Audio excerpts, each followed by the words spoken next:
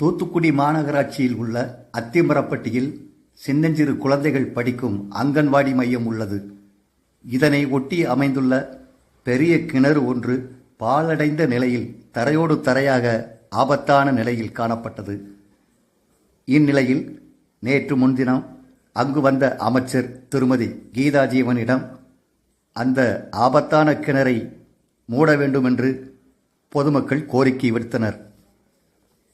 குழந்தைகளுக்கும் பொதுமக்களுக்கும் பெரும் அச்சுறுத்தலாக இருந்து வந்த இந்த ஆபத்தான கிணற்றை உடனே மூடுமாறு அதிகாரிகளுக்கு அமைச்சர் உத்தரவிட்டார். இதனை அடுத்து இன்று ஜேசிபி மூலம் பாழடைந்த அந்த கிணறு மூடப்பட்டது. இதனால் குழந்தையின் பெற்றோர்களும் பொதுமக்களும் நிம்மதி அடைந்தனர்.